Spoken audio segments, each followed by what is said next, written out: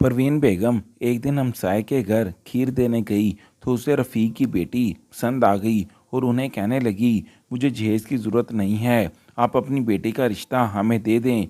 रफ़ीक और शकीला ने फ़ौरन हाँ करके बेटी को ब्याह दिया। लेकिन शादी के कुछ अरसे के बाद परवीन की दूसरी बहू ट्रक भरकर जहेज़ लाई और फिर पहली बहू को ताने दे मिलने शुरू हो गए। वो सब्र करके सुन लेती और परवीन के दिल में लालच बढ़ने लगा तो उसने कहा कि अब्बा को बोलो जहेज़ में मेरे बेटे को अपना मकान दे दें और वो मरने तक वहाँ रह लें। तो बहू फ़ौरन घर गई तो रफ़ीक ने 3 गधा गाड़ियाँ और मोहल्ले वालों को सवार करके ले गया और दरवाजे पर जाकर, ला नौरीन, जल्दी से मुझे कटोरी के अंदर खीर डाल के दे, मैं रफ़ीक साहब को भी देकर आऊँ जो 3 गलियां छोड़कर पीछे रहते हैं, जिनका मोहल्ले में सबसे बड़ा और शानदार घर है। अगर उन्हें भी तो पता चले कि हमारे सुफियान की सरकारी नौकरी लग गई है और हम भी उनसे काम नहीं है। परवीन ने चादर ओढ़ते हुए कहा। तो नरीन ने जल्दी से कटोरे में खीर डालकर माँ के हवाले कर दी। आज परवीन ने सुफियान की नौकरी लगने की खुशी में पूरे मोहल्ले में खीर बांटी थी। खीर की कटोरी लेकर वो जल्दी जल्दी रफ़ीक साहब के घर के सामने जा पहुंची। रफ़ीक साहब ने अपनी नौकरी के ज़माने में ये शानदार घर बनवाया था, बेहद खूबसूरत और मोहल्ले में सबसे बड़ा। परवीन बेगम को ये घर बड़ा ही पसंद था। उन्होंने दरवाजे पर लगी घंटी बजाई। थोड़ी देर के बाद रफ़ीक साहब की बीवी ने दरवाज़ा खोल दिया। अरे अरे परवीन बहन, अंदर आ जाओ, खैरियत तो है? रफ़ीक साहब की बीवी ने कहा। तो परवीन लपक कर अंदर दाखिल हुई। सुफियान कितनी अच्छी नौकरी लगी है, माशाल्लाह से 80,000 रुपये तनख्वाह है। अब तो हमारे दिन भी फिर जाएंगे। पहले इनके अब्बा के मरने के बाद हमने जो मुश्किल वक्त देखा है, बस अब वो ख़त्म हो जाएगा, परवीन बेगम ने जिताते हुए अंदाज में कहा। तो रफ़ीक साहब की बीवी मुस्कुरा दी। वो संजीदा सी खतून थी। उन्होंने परवीन के हाथ से खीर का कटोरा ले लिया और आवाज़ लगाई, फातिमा, अरे फातिमा, जल्दी से बाहर आओ, आंटी खीर लाई हैं, ये किचन में जाकर रख दूं और इन्हें कटोरी धोकर दे दो। शकीला बेगम की आवाज़ पर अंदर किचन से फातिमा निकली। परवीन बेगम ने यूं ही निगाह उठाई और फिर तो जैसे उनकी नज़र पलटना ही भूल गई। शकीला की बेटी थी या कोई आसमान से उतरी हुई हूर, दुबली पतली सी 19 साला लड़की जो इतनी खूबसूरत थी कि परवीन का बेख्तियार दिल मचल गया। बेटी का कहीं रिश्ता तय किया है क्या? रफ़ीक साहब ने उन्होंने बेसाख्ता ही पूछ डाला। रफ़ीक साहब ने चौंक कर पहले फातिमा को देखा और फिर परवीन को। नहीं बहन, अभी तो हमारी बेटी पढ़ रही है और दूसरा, मेरे पास अभी इसकी शादी करने की गुंजाइश नहीं है, इसलिए इसका कहीं रिश्ता तय नहीं किया। रिटायरमेंट से जो कुछ मिला था वो घर की तमीर पर लगा दिया। अब दुआ है कि अल्लाह कोई सबब बनाए तो बेटी की रुखसती करूं। रफ़ीक साहब की बात पर परवीन अचानक बोल पड़ी, अरे अगर ऐसी बात है तो आप मेरे बेटे सुफियान से अपने फातिमा का ब्याह कर दें। हमें जहेज़ की कोई लालच नहीं, आप बिल्कुल शादी में खर्च मत करें, हम 4 लोग लेकर आएंगे, आप इन्हें खाना खिला दीजिएगा बस, और हम अपनी बेटी को ब्याह कर ले जाएंगे। परवीन ने तो जल्दबाजी तय कर दी। रफ़ीक साहब हैरान रह गए। वो मना करना चाहते थे मगर परवीन ने तो उनकी चौखट ही पकड़ ली। उन्होंने इतनी रट लगाई कि उन्हें बगैर जहेज़ के फातिमा को ब्याह कर ले जाने पर कोई इतराज़ नहीं कि रफ़ीक साहब ने मजबूर होकर फातिमा की रुखसती कर दी। सादगी से परवीन फातिमा को ब्याह कर अपने घर ले आई। वो जितनी खूबसूरत थी उतनी सुकड़ भी थी। उसने आते ही परवीन का सारा घर संभाल लिया। सुफियान के काम काज तो वो करती, लेकिन सुफियान से छोटे फैज़ान और नंद नूरीन के भी सारे काम काज वो कर देती। परवीन पहले पहल तो इससे बहुत खुश हुई, लेकिन अचानक एक रोज़ फैज़ान ने धमाका कर दिया। उसने अपने दफ्तर में काम करने वाली किसी लड़की को पसंद कर लिया था। परवीन को सख्त एतराज़ था। उसने बहुत शोर मचाया मगर फैज़ान ने एक ही रट पकड़ ली थी कि शादी वो अपनी मर्ज़ी से ही करेगा और उसी लड़की से ही करेगा। चारों न चार परवीन ने फातिमा को लिया और रिश्ता देखने के लिए उस लड़की के घर जा पहुँचे। मकान के दरवाजे पर पहुँची तो परवीन का मुंह खुला का खुला रह गया। वो तो समझ रही थी कि लड़की कोई गरीब घराने की होगी, लेकिन फैज़ान की पसंद तो इंतहाई अमीर घराने से ताल्लुक़ रखती थी। परवीन खुले मुंह के साथ अंदर दाखिल हुई। बड़ा शानदार सा घर था। पोर्च में 2 गाड़ियां भी खड़ी हुई थीं। सामने से एक बारी पर कम उम्र औरतनुमा लड़की चलती हुई आती नजर आई। उसने परवीन को सलाम किया। फिजा ने चुककर परवीन के कान में सरगोशी की। अम्मा, यही है शुमाइला जिससे मुझे शादी करनी है। परवीन हक्का बक्का रह गई, मगर घर की शान शौकत देखकर उसका दिल कुछ मौम सा हो गया था। शुमाइला परवीन को अंदर ले गई। उसके वालिदैन भी आकर बैठ गए थे। शुमाइला शक्ल सूरत में बेहद मामूली सी थी, जबकि परवीन का फिजान बेहद खूबसूरत था। शायद यही वजह थी कि शुमाइला को वो पसंद आ गया था। परवीन ने ना चाहते हुए भी पूरा सा मुंह बनाकर शुमाइला का रिश्ता मांग लिया, और उसके वालिदैन तो जैसे तैयार ही बैठे थे। उन्होंने फ़ौरन शादी की तारीख भी दे डाली। परवीन शुमाइला के घर से वापस आई तो उसके मुंह पर शुमाइला और उसके घर वालों की तारीफ़ों के पुल बांधे हुए थे। ऐसा शानदार खाना खिलाया हमें, एक की बजाय 10 डिशें उन्होंने हमारे सामने रख दी। इतना शानदार इख्तिमाम देखकर तो मेरा दिल ही खुश हो गया। परवीन घर आकर सुफियान और नौरीन को बता रही थी। फातिमा ने भी कहा, हाँ अम्मी, सब कुछ बहुत अच्छा था। परवीन ने चौंक कर इसकी जानब देखा और कहा कि लो, तुम्हें क्या पता अच्छा है था या बुरा। तुम्हारे घर वालों ने तो हमें सूखे चाय पानी पर ही टरखा दिया। दूल्हे वालों की कैसी आओ बकत होती है, वो तो मैंने आज देखा है। परवीन ने तंजिया हंस हंस कर कहा तो फातिमा चुप सी रह गई। सब लोग शादी के मौजूद पर चढ़कर बातें करने लगे। शुमाइला के घर वालों ने बरी में जोड़े लाने से मना कर दिया था, बल्कि उनका कहना था कि जहेज के सामान के साथ वो लोग बरी का सामान भी खुद ही बना लेंगे। वो ये तो परवीन के लिए और भी अच्छी खबर थी। अब तो वो शुमाइला के मजीद वारी सदके जाने लगी। हर दूसरे तीसरे दिन वो शुमाइला के घर जा मौजूद होती, और जब वापस आती तो उसके मुंह पर उनकी तारीफ़ों के अंबार होते। शादी का दिन आन पहुंचा। बारात ले जाने से एक दिन पहले शुमाइला का सामान आ जाना था। घर वाले सुबह से ही तैयारी करके बैठे हुए थे। जितना बड़ा कमरा सुफियान का था, उतना ही कमरा फिजान का भी बनाया गया था। जहेज का ट्रक आकर रुका तो परवीन समेत इश्तियाक से सभी झांकने लगे। मजदूरों ने सामान अंदर ला लाकर रखना शुरू कर दिया। एक के बाद एक चीज़ लाकर रखते चले गए। परवीन, फातिमा और नौरीन समेत कई मेहमान जहेज के सामान को देख रहे थे जो मजदूर अंदर ला लाकर रख रहे थे। सभी ने दांतों तले उंगलियां दबा ली। ऐसा शानदार जहेज दिया था। शुमाइला के घर वालों ने मजबूत लकड़ी का बना हुआ आला तरीन फर्नीचर था। सोफ़ा सेट, एक से एक बर्तन और इलेक्ट्रॉनिक्स की तमाम चीज़ें, वॉशिंग मशीन, फ्रिज, यहाँ तक कि शुमाइला के घर वालों ने उसे 2 टन का एसी भी दे दिया था। परवीन तो बुझ गई।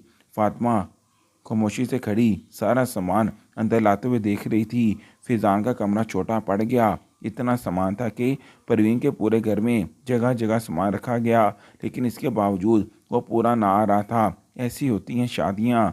ऐसा शानदार जहेज दिया जाता है दुल्हन को। देखो फातिमा, तुम्हारे घर वालों ने तो तुम्हें पूटी कोड़ी भी ना दी। बस मैंने कहा कि जहेज़ नहीं चाहिए तो खामोशी से बगैर जहेज़ की रुखसत कर दिया।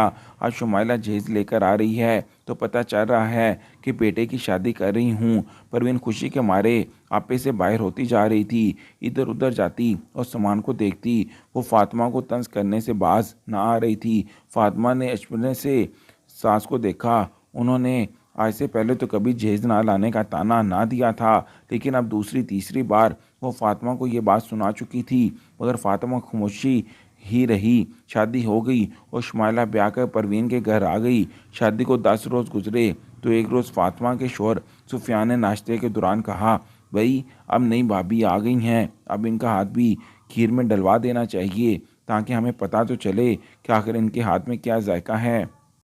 शुमाइला जो चाय पी रही थी एकदम बोली, मुझे खाना पकाना नहीं आता, मैं नहीं पकाऊंगी। पराठे साहब के सामने रखती हुई फातिमा चौंक सी गई। तब भी परवीन बोली, हाँ हाँ, अगर नहीं पकाना आता तो कोई बात नहीं, फातिमा है ना, कर लेगी सब, और उसने करना ही क्या है। वैसे भी इतनी गरीब घराने की लड़की लाकर हमने इस पर एक एहसान ही किया है ना। जेब में 1 रुपये की चीज़ नहीं लाई वो। अगर सबकी खिदमतें करके इस घर में अपनी जगह बनाएगी तो इसी का भला है ना। शुमाइला का इससे क्या मुकाबला, परवीन ने कहा तो फातिमा की आंखों में आंसू आने लगे। सबकी मौजूदगी में इसकी इतनी बेइज्जती की गई थी। शुमाइला मुस्कुराते हुए फातिमा की जानब देख रही थी। मेरी चाय ठंडी हो गई है, ज़रा इसे गर्म करके तो ले आओ। उसने हुक्मी अंदाज में चाय का कप फातिमा की जानिब बढ़ाते हुए कहा। फातिमा ने खामोशी से कप उसके हाथ से ले लिया और किचन में चली गई। एक शाम कुछ मेहमान परवीन के घर आ गए। परवीन बड़े पुरतपाक से उनसे मिली। वो ख़ानदान के सबसे बड़े अच्छे लोग थे और परवीन अपनी बेटी का रिश्ता इनमें करना चाहती थी। फातिमा किचन में काम कर रही थी जब फरमीन ने उससे आवाज़ लगाई, फातिमा, ओ फातिमा, जल्दी से शरबत बना कर ले आओ। फातिमा ने आटे में कतरे अपने हाथ जल्दी से धोए और शरबत बनाने लगी। शरबत बनाकर उसने किचन में रखे हुए गिलास निकाले। मेहमानों की तादाद के लिहाज से वो गिलास कम थे और थोड़े पुराने भी हो रहे थे। तभी परवीन किचन में आग चली गई। ये पुराने गिलासों में शरबत डालकर मत ले आना, अंदर से शुमाइला के जहेज़ के नए गिलास लेकर आओ और उसमें शरबत डालकर लाना, बड़ा अच्छा तासुर पड़ेगा। खुशी से कहते हुए परवीन जल्दी से चली गई। फातिमा यूं तो शुमाइला से ज़्यादा बात नहीं करती थी, मगर दिल कड़ा करके उसके कमरे में चली गई। वो मोबाइल इस्तेमाल कर रही थी। अम्मी ने कहा है कि तुम अपने जहेज़ की गिलास दे दो, उन्हें मेहमानों को शरबत देना है। फातिमा ने झिझकते हुए कहा तो शुमाइला ने एक अदा से कहा, हाँ ठीक है, वहाँ से ले लो, लेकिन देखो बिल्कुल ख़राब मत करना और देखना कोई गिलास टूटे नहीं। ध्यान से वापस लाकर अलमारी में रख देना, सब कीमती गिलास हैं। फातिमा को बुरा तो लगा, लेकिन उसने खामोशी से गिलास उठाए और किचन में ले गई। उसने गिलासों में शरबत अंडेला और ले जाकर मेहमानों को पेश कर दिया। मेहमान बातों में मशगूल थे। तभी एक बच्चा बोला, अरे वाह अम्मी, गिलास तो कितने प्यारे हैं। बच्चे की बात सुनते ही सब चौंक कर गिलासों पर गौर करने लगे। मेहमान खतून ने भी गिलासों को देख रहे थे। हाँ परवीन, तेरे घर में तो आज तक इतने प्यारे गिलास नज़र नहीं आए, ये कहाँ से लाई हो? क्या इसके बहू के जहेज़ के हैं? उसने फातिमा की जानिब इशारा किया तो परवीन ने यकदम ज़ोर से कहा लगाया, अरे इसने कहाँ से जहेज़ लाना था? ये तो फूटी कौड़ी भी नहीं लेकर आई। ये जहेज़ तो मेरी दूसरी बहू लेकर आई है। माशाल्लाह, बहुत ही अमीर ख़ानदान की है, लाखों का जहेज़ दिया है उसके घर वालों ने। बस पहली बहू को लाकर तो पछता रही हूँ, जो कुछ दिया उसे अपनी जेब से ही दिया, लेकिन दूसरी बहू आई है तो मेरे अरमान पूरे हुए हैं। परवीन मज़ीद भी कुछ नहीं बता रही थी। फातिमा को ज़िल्लत का शदीद एहसास हुआ। वो जल्दी से पलट कर किचन में वापस चली आई। जहेज़ ना लाने का ताना अब तो उसकी ज़िंदगी का रोग बनता जा रहा था। 3-4 रोज़ गुजरे तो एक रोज़ फातिमा तमाम घर वालों के कपड़े धो रही थी। मैले कपड़ों का अंबार उसके सामने था। शुमाइला भी अपने और फिजान के कपड़े वहाँ रख गई थी। फातिमा ने कुछ ना कहा और खामोशी से कपड़े धोती रही, मगर अभी उसने आधे कपड़े ही धोए थे कि अचानक मशीन चलना बंद हो गई। फातिमा ने घबराकर 2-3 दफ़ा बटन घुमाया, लेकिन मशीन ना चली। उसने स्विच को भी हिलाकर देख लिया। इसे लगा शायद स्विच खराब हो गया है, मगर स्विच तो बिल्कुल ठीक था। सुफियान अंदर कमरे में सो रहा था। फातिमा परेशान होकर अंदर गई और उसका कंधा हिलाया, सुनिए, बाहर आकर ज़रा कपड़े धोने वाली मशीन को तो देखें, लगता है कि वो ख़राब हो गई है। सुफियान मारे बांधे उठ कर आया और मशीन का जायज़ा लेने लगा। वाकई उसमें से धुआं निकल रहा था, जलने की बू आ रही थी। ये तो जल गई है, सुफियान ने जान छुड़ाने वाले अंदाज में कहा। फातिमा ने बेबसी से कपड़ों के ढेर को देखा। तभी परवीन ऊपर से चिड़ियों को दाना डालकर नीचे उतर आई। क्या हुआ? जला हुआ मेरी मशीन को अपने बाप के घर से तो कुछ लाई नहीं, जो कुछ सामान मेरा था उसके भी पीछे लगी हो, परवीन ने टोकने वाले अंदाज में कहा। तो फातिमा एकदम बोल उठी, अम्मी मेरी कोई गलती नहीं है, पता नहीं चलते चलते मशीन बंद हो गई। आप ऐसा करें, शुमाइला से कहें अपनी नई मशीन निकाल कर यहाँ बाहर रख दे, उसके कपड़े भी तो धोने हैं, मैं धो दूँगी। फातिमा ने कहा तो किचन से फ्रूट काट कर अपने लिए कमरे में ले जाती शुमाइला अचानक चौंक कर पलटी। मेरे जहेज़ की चीज़ों पर ज़्यादा नज़र रखने की ज़रूरत नहीं है, तुम्हारे इस्तेमाल के लिए नहीं लेकर आई मैं। तुम्हें मशीन में कपड़े धोने का इतना ही शौक़ है तो अपने शोहर से कहो दिला दे, या अपने बाप से जाकर बोलो। शुमाइला तड़क कर बोलते हुए अंदाज में अंदर जा घुसी थी। फातिमा हक्का पका रह गई, उसकी आंखों में पानी भरने लगा। सुफियान भी वहीं खड़ा ये सब कुछ देख रहा था। हानत से उसका चेहरा सुर्ख हो गया। हर वक्त तुम्हारी वजह से मुझे बातें सुननी पड़ती हैं। ऐसा लगता है कि किसी फ़कीरों के घर से तुम्हें ब्याह कर ले आया हूँ। क्या था कि अगर तुम्हारे माँ बाप तुम्हें जेस के नाम पर चंद टूटी फूटी चीज़ें दे देते, कम अज़ कम सबका मुंह तो बंद रहता। मगर तुम्हारे घर वाले तो जैसे तुमसे जान छुड़वाने को तैयार बैठे थे, बस उठाकर हमारी झोली में फेंक दिया। सुफियान तल्खी से कहता हुआ घर से बाहर निकलता चला गया। परवीन ने भी नीचे आकर शोर मचा दिया था। फातिमा कुछ देर तो ज़ब्त करती रही, मगर इससे अब अपने आंसू रोकना महाल हो रहा था। उसने तंग आकर परवीन से कहा, अम्मी, मेरे घर वालों ने आकर आपकी मिन्नत समाजत तो नहीं की थी कि मुझसे अपने बेटे की शादी कर दें। अब खुद ही मेरा रिश्ता मांगने आई थी और आपने खुद ही कहा था कि आपको जहेज़ नहीं चाहिए। हालांकि मेरे अब्बू ने कहा भी था कि उनके पास अभी फ़िलहाल गुंजाइश नहीं है। अब अगर उन्होंने मुझे जहेज़ नहीं दिया तो मुझे उठते बैठते ताने दुना की दिया करें। फातिमा की इतना कहने की देर थी कि परवीन एकदम तड़प कर पलटी। अरे बीबी, अगर मैंने कह ही दिया था कि जहेज़ नहीं चाहिए तो उसको पत्थर की लकीर तो नहीं समझ लेना चाहिए था ना।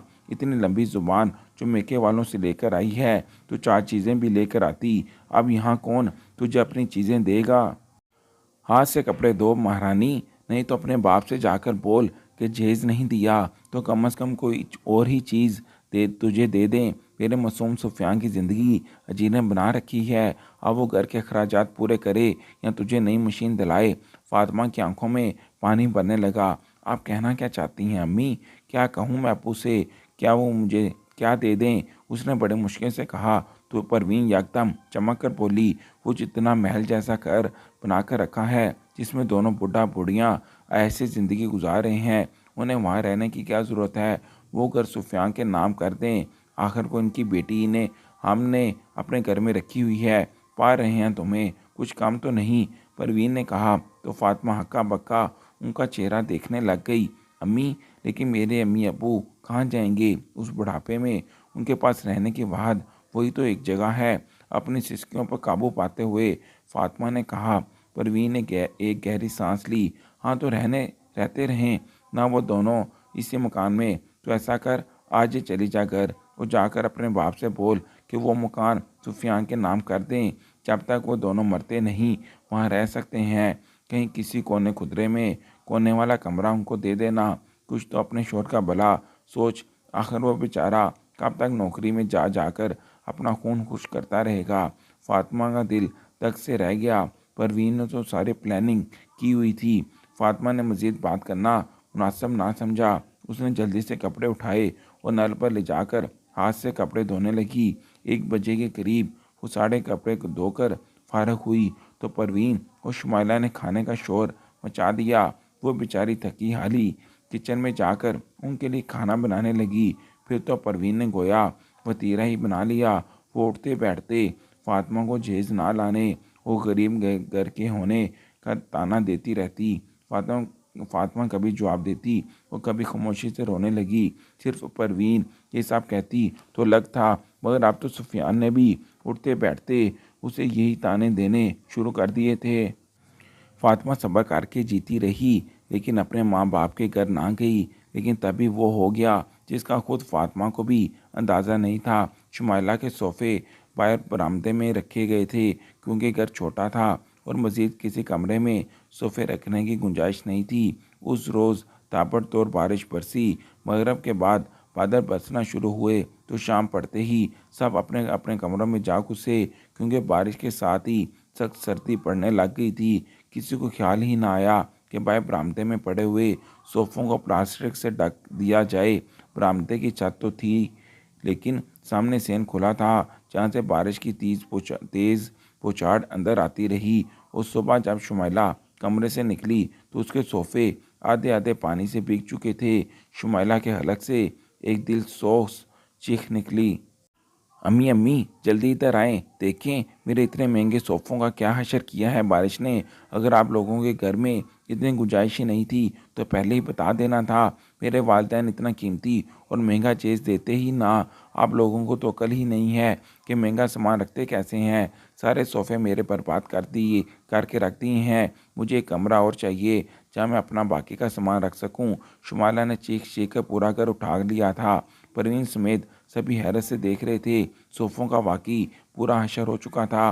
फिजान भी कमरे से निकला। अम्मी, आप कमरे में हमारा गुजारा नहीं होता, हमें एक कमरा और चाहिए, फिजान ने दो टोक अंदाज में कहा। परवीन ने इधर उधर देखा और बोली, एक कमरा तुम लोगों के पास है, एक कमरे में मैं और नूरीन सोते हैं, बाकी एक ही कमरा बचता है, वो सुफियान वो फातिमा के पास है। बस अब यही कर सकती हूँ कि मैं वो कमरा उनसे ले लूँ। परवीन ने फातिमा की जानब देखा जो परेशान सूरत लिए सबको देख रही थी। लेकिन अम्मी, मैं कहाँ जाऊँगी? फातिमा के मुंह से बामुश्किल सिर्फ इतना निकला तो परवीन कराकर बोली, तूने कहाँ जाना है? जा, चली जा अपने वालिदैन के घर। वैसे भी तेरे पास कौन से इतना साजो सामान है जो कमरे में रखना है? एक चारपाई ही तो है, वो भी मेरी दी हुई है। वालिदैन ने कौन सा कुछ दिया था? कमरों में रखने का इतना ही शौक है तो जा माँ बाप से वो मकान ले ले और वहाँ रह ले। परवीन के हुक्म पर फातिमा के कमरे में शुमाइला का सामान मुंतकिल कर दिया गया था। शुमाइला ने बड़े आराम से फातिमा के कमरे को अपने कब्जे में ले लिया। फातिमा की चारपाई उठाकर स्टोर रूम में डाल दी गई। सुफियान वैसे ही कम फातिमा से बेजार हो चुका था। परवीन ने उसे माथा चूमकर अपने कमरे में सोने की पेशकश की तो वो फौरन मान गया। फातिमा का दिल खून के आंसू रोने लगा। अब उसकी बर्दाश्त जवाब दे चुकी थी। उसने खामोशी से अपना बैग उठाया और बाप के घर चली गई। रफ़ीक साहब ने यूँ पहली दफ़ा फातिमा को रोते हुए आते देखा तो इनका दिल धक से रह गया। फातिमा ने जो उनके सामने अपनी दास्तान सुनानी शुरू की तो रफ़ीक साहब की आंखों से भी आंसू बहने लगे। उन्हें बुरी तरह से अफसोस हुआ कि उन्होंने परवीन बेगम की बातों में आकर जल्दबाजी में बेटी की शादी क्यों कर दी। फातिमा का रो रो कर पूरा हाल था। उसे सबसे ज़्यादा अफसोस तो इस बात पर था कि सुफियान ने भी उसका साथ ना दिया था। रफ़ीक साहब ने फातिमा के सर पर हाथ रखा। तुम फिक्र मत करो बेटा, ये मेरी गलती थी, अब मैं ही उसे सुधारूंगा। परवीन बेगम को यह मकान चाहिए ना, उसे यह मकान ज़रूर मिलेगा, मगर मेरी शर्त पर। फातिमा ने हैरान होकर बाप का चेहरा देखा जो शदीद परेशानी के लपेट में था, मगर वो कुछ ना बोली। खामोशी से अंदर अपने कमरे में जाकर लेट गई। शाम के वक़्त रफ़ीक साहब ने परवीन को फ़ोन किया। दूसरी जानब परवीन ने कार रिसीव करते ही नखुवत से कहा, बेटी ने खूब हमारी शिकायतें लगाई होंगी ना, तो क्या लड़ाई करने के लिए फ़ोन किया है? परवीन की बात सुनकर रफ़ीक साहब हंस दिए। उन्होंने कहा, अरे नहीं नहीं बहन जी, लड़ाई करने की क्या ज़रूरत है? फातिमा ने आपका पैगाम मुझ तक पहुँचा दिया था। उसका कहना था कि मैं ये मकान उसके हवाले कर दूँ ताकि वो अपने शौहर के साथ यहाँ रह सके, क्योंकि मैंने उसे जहेज़ में कुछ नहीं दिया था। और दूसरी जानब परवीन बेहद हैरान हुई। रफ़ीक साहब इतने अच्छे मूड में कैसे थे? तो फिर आपने क्या सोचा है? मैंने कोई नाजायज़ बात तो नहीं की। मेरी दूसरी बहू लाखों का जहेज़ लाई है। अब फातिमा को खुद ही मुश्किल होती है, इससे आप खुद ही पूछ लें। परवीन की बात सुनकर रफ़ीक साहब ने कहा, हाँ हाँ, बिल्कुल ठीक कह रही हैं। मैंने आपकी बात मानने का फ़ैसला कर लिया है। कल सुबह मैं लेने आऊँगा। आप सब घर वाले तैयार रहिएगा। गाड़ियों में अपने साथ ले आऊँगा। मैं आप लोगों को पहले तो शानदार प्रोटोकॉल नहीं दे सका, मगर अब मैं इंतहाई इज्जत के साथ आप लोगों को अपने घर तक लाऊंगा और चाबियां आपके हवाले करूंगा। इससे मेरी भी शर्मिंदगी दूर हो जाएगी कि मैंने फातिमा को कुछ नहीं दिया और आप लोगों की बात भी पूरी हो जाएगी।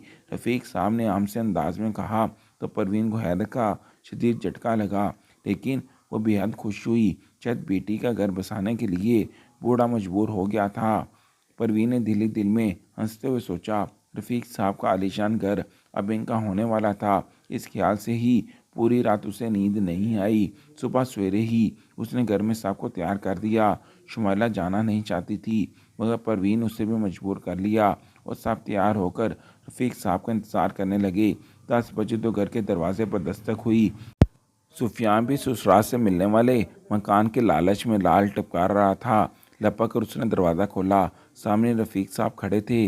तैयार हैं आप लोग? मैं आपके साथ गाड़ियाँ भी लेकर आया हूँ, जल्दी बाहर आइए। आप सब घर वाले भाग कर बाहर निकले, लेकिन बाहर देखते ही सबके मुंह लटक गए, क्योंकि रफ़ीक अपने साथ 3 गधा गाड़ियाँ लेकर आया था। ये क्या मजाक है? गाड़ियाँ कहाँ हैं? ये गधा गाड़ियाँ किसके लिए लेकर आए हो? परवीन ने गुस्से से पूछा तो रफ़ीक साहब मुस्कुरा दिए। आप ही लोगों के लिए लाया हूँ। गाड़ियाँ ये आपकी शान के बिल्कुल ऐन मुताबिक हैं। अगर आप लोगों को इसमें बैठने में कोई परेशानी है तो मैं मदद करवा देता हूँ। रफ़ीक ने एक जानब इशारा किया। वहाँ पुलिस वैन खड़ी थी और उसमें से पुलिस वाले उतर कर आ रहे थे। पुलिस वाले इंस्पेक्टर ने रफ़ीक साहब को दूर से सलाम किया। उनका पुराना वाकफ़कार था। अचानक ही परवीन को याद आया कि रफ़ीक साहब तो फ़ौज में मुलाज़म रह चुके हैं। अब तो उनकी जान पर बन आई। पुलिस वाले पास आकर खड़े हो गए थे। जेज़ मांगते हो और जेज़ की वजह से बहू को घर से निकालते हो, शर्म नहीं आती? गधा गाड़ियों में चुप कर करके बैठ जाओ, वरना तुम सबको थाने ले जाकर बंद कर दूंगा। परवीन समेत सब घर वालों के चक्के चूट गए। पुलिस वाले सर पर खड़े थे। ना चाहते हुए भी परवीन उसके घर वाले गधा गाड़ियों के पीछे बैठ गए।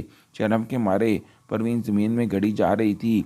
रफ़ीक साहब खुद अपनी मोटरसाइकिल पर आगे आगे चलने लगे। घर तो 3 गलियों के फासले पर था, मगर रफ़ीक साहब ने उन्हें सारे मोहल्ले में फहराया।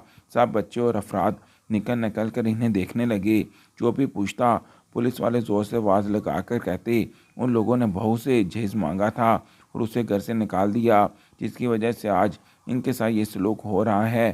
खैर, रफ़ीक साहब इनको इसी तरह गलियों में घुमाते हुए अपने घर तक ले गए। शर्मिंदगी से परवीन का पूरा हशर हो रहा था।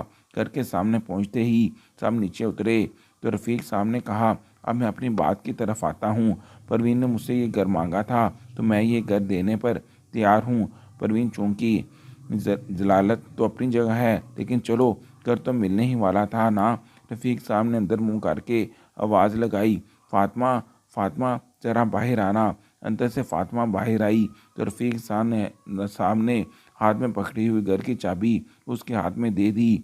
आज मैं ये घर तुम्हारे नाम करता हूँ, क्योंकि तुम मेरी इकलौती औलाद हो। अब ये तुम्हारी मर्ज़ी है कि तुम अपने साथ अपने ससुराल वालों को रखना चाहो या ना रखना चाहो। ये सब लोग जो पहले तुम्हें बेइज्जत करके अपने घर से निकाल चुके हैं, क्या इस लायक हैं कि तुम इन्हें अपने घर में जगह दे दोगी? रफ़ीक साहब ने पूछा तो फातिमा हैरत से चंद लम्हे चाबी को देखती रही और फिर मुस्कुरा दी। तोहफ़ा देने का शुक्रिया अबू, ये जहेज़ से कहीं अच्छा तोहफ़ा है, लेकिन जिन लोगों ने सिर्फ जहेज़ ना लाने पर मुझे अपने घर से निकाल दिया और मुझे हर वक्त जलील किया, मैं ऐसे लोगों के साथ मज़ीद नहीं रहना चाहती। फातिमा की बात अटल थी। रफ़ीक साहब मुस्कुराए। उन्होंने आगे बढ़कर घर का दरवाज़ा परवीन लोगों पर बंद कर दिया और अंदर से ज़ोर से पुकारे, अब आप लोग अपने घर वापस जा सकते हैं। चाहे तो इन्हीं गधा गाड़ियों में बैठकर वापस चले जाएं। मेरी बेटी अब आपके घर वापस नहीं जाएगी। जेज़ के लालच लोगों को अपनी बेटी नहीं दे सकता। परवीन, सुफियान और फैज़ान शदीद शर्मिंदगी का शिकार हो गए थे, मगर पुलिस वालों के होते हुए रफ़ीक साहब का कुछ नहीं बिगाड़ सके। अपना सा मुँह बना लेकर वो वापस आ गए। चेज़ तो ना मिलना था। फातिमा भी हाथ से गई। अब सारा काम परवीन को अपने हाथों से करना पड़ता। शुमाइला तो लाखों का चेज़ लाने के घमंड में हिलकर पानी भी ना पीती। परवीन, जो पहले बैठे बिठाए आर्डर दिया करती थी, अब सारा दिन मुलाजमा बनी रहती और अफसोस करती कि काश चेज़ के लालच के बजाय फातिमा की सीरत की कदर कर लेती तो अच्छा होता।